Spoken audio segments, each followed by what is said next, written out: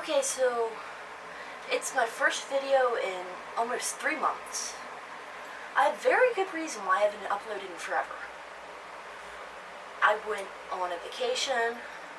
It was really good. I went back to school and I got swamped. Then my dad got sick and I had to take care of that, and finally got into school, so it's now Christmas break, so I decided I'd finally record another one. In this video, I'd like to discuss what gender identity is, what they are, like transgender, gender non-binary, gender fluid, and cisgendered. So I think the first step would be to actually define what gender itself is. Gender is a social construct of being male or female or neither. So it has nothing to do with the genitalia, nothing to do with exactly what you were born as. It's simply to do with what society has set up for people. So gender identity is what you feel as compared to the societal standards. You can feel the exact opposite of what you were assigned as birth. You can feel like neither. Your position can change day by day or week by week due to what standards are portrayed upon you. And various forms of gender identity are cisgendered, trans, either male to female or female to male, gender fluid, or non-binary. And there are a lot others on the spectrum. However, it would take a long time to do a video like that, so I'm covering the most basic ones you hear almost on a daily basis. The first one is the obvious one, that's cisgendered. Cis is comfortable in skin. Comfortable in skin, all it means is you are feeling what you were assigned as birth, and that's the most common gender identity. Another one that's commonly heard is transgender.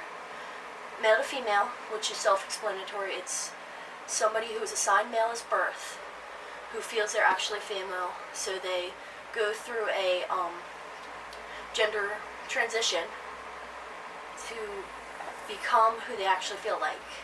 Same thing with female to male. There's non-binary, where you don't feel as either. That is what I am.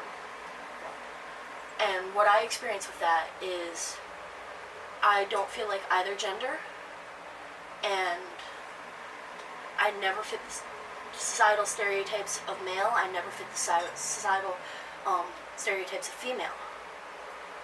There's gender fluid, where some weeks or some days you feel as though what you were assigned as birth, perhaps, or what is completely opposite of what you were assigned as birth, or you can feel like neither. It is not a mental disorder to have an alternative gender identity from cis. It's actually, in a sense, quite normal. It's not rebelling against society at all. It's just realizing who you are. What people normally feel when they're not assigned at birth gender, or should I say sex actually, they feel what's called dysphoria. It's a sense of feeling in the wrong body. That could be something as simple as they don't like their chest area, their genital area, or something about their facial composure. It's quite common in the trans community.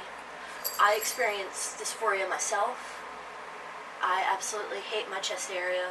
I don't mind my genital area, but that's just how I am. Other non-binaries are different.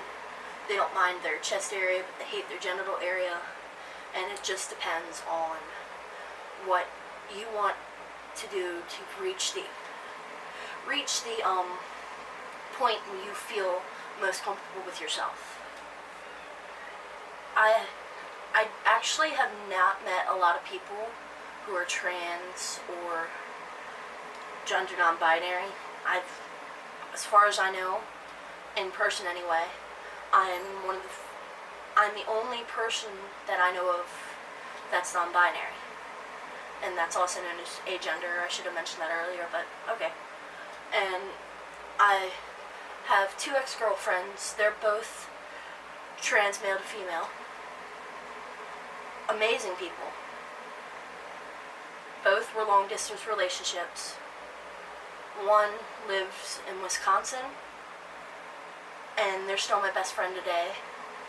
The other lives all the way in New Zealand. Don't ask me how that happened. It did. It was a really good relationship. Then my depression and her depression went south, and we broke up with that. But I never broke up with any of my transgender partners because they were transgender. That would actually be hypocritical on my part, and that's not something that should be done. My current partner, he's trans female to male. He's an absolutely amazing person. I honestly couldn't ask for a better boyfriend. He, regardless of how his depression is, regardless of how my depression is, we've never fell apart. And the days he's experiencing a lot of dysphoria, or I'm experiencing a certain amount of dysphoria, we'll just talk about it and we'll help each other feel better until we can actually get to a transitionary state. Now, speaking of transition is, like I said earlier, reaching the state of the preferred gender you'd like. That can include getting hormones, getting top surgery, bottom surgery. Top surgery is for female males. It's removal of the breast tissue to make it more like a masculine chest. Bottom surgery, there's 2 options, one for male to female, one for female to male. There's vaginoplasty for male to female, that is creating the male genitalia into the female genitalia. The female to male process is called phalloplasty. That's taking the present female genitalia and making it into the proper male genitalia.